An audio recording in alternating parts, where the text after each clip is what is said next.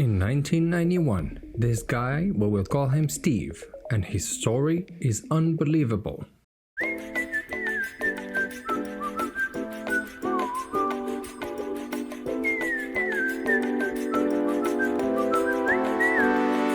Steve is going back to his house after a long day of work. But before he does that, he actually is a little bit hungry, so he decides to go and grab a snack. A little bite before going home, so he decides to go to the nearest gas station where he can grab a snack. So he sees this gas station up close to his house, like 10 minutes away. He pulls up, goes inside, he looks for a sandwich or whatever, he grabs it, pays for it, and goes outside. And right as he's walking back to his car, he can see this weird dude a little bit nearby. He doesn't mind it that much time, and he just walks to his car, gets in his car, turns it on, starts to eat his food. But as soon as he started to eat his food, he noticed that weird guy again. That guy was getting closer and closer to his car while agitating his hands like this in the air, looking like he's in a state of emergency or something. The guy looks kind of dirty in a way, or even under the influence of something, kind of homeless. And this guy tells him that he needs help. His sister is giving birth in a hospital close by, and he doesn't have a ride or phone. And he's basically asking Steve to drive him to the hospital. And Steve, well, he wasn't really up for it. He just wanted to go back home. He was tired, but he understood the state of emergency, and he had a human side of him telling him, hey, it's okay. The hospital is not that far. He can do something about it. And so he tells him, you know what? The hospital is actually on my way. And from here to his house, it's like 10 minutes. And from his house to the hospital, it's like 5 minutes walking. So how about he drives him off on his way to his house? That way he just has to walk for like 5 minutes to the hospital, and that works perfectly for him, okay? And the guy tells him, okay, let's get in the car. And after that 10 minutes of driving comes the point where Steve tells him, hey, now is the moment where you have to get out of the car and walk to the hospital. But right at that time, the weird guy started to get agitated. He started to kind of like, start mumbling weird stuff, and he started to reach into his backpack like he's trying to search for something, like a knife or something. Steve at that point, he got scared. He got that seatbelt out of there, got his keys out of the car, opened up the door of his car, and jumped out of his car.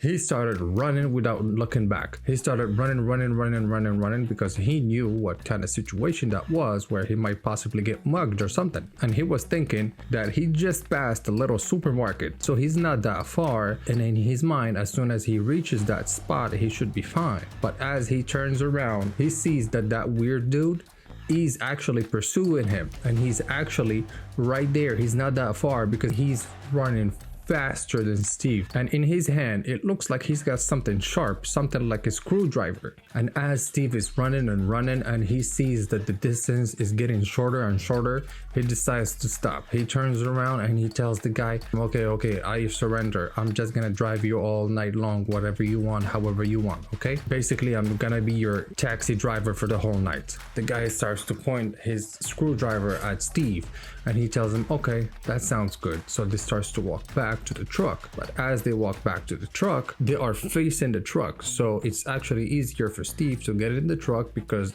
the other guy has to go all the way around.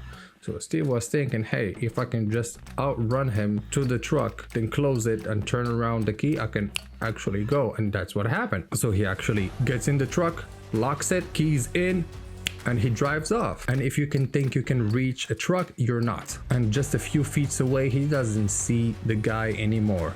So he decides to go around a little bit and park somewhere where it's kind of safe. And now he starts to think. He is thinking of calling the cops, but as he's thinking about it, he's like, the cops are not going to take him seriously because it's all of his fault, because he picked up a total stranger at night, which you're not supposed to be doing, guys. So overall, he decides to not call the police and just to go around the block for a few hours until the guy goes somewhere else. Because remember, the guy is literally at the entrance of Steve's residence. So if he comes back home and the guy is still there, that's gonna be a problem because he's afraid that the guy would spot his truck and come for him and his family at that point. So for a few hours, he stays in his truck, he eats some more, then he decides to go back to his house a few hours later. But as he's coming back, he notices that the guy didn't leave. He's still at the entrance of his residence. At that point, he decides to really call the police because the situation is super weird, and he parks his car right where he can see the streets with the guy in it. And now the only thing to do is to wait for the police to show up so that he can tell them who is the guy. And so he parks his car where he can actually see the guy,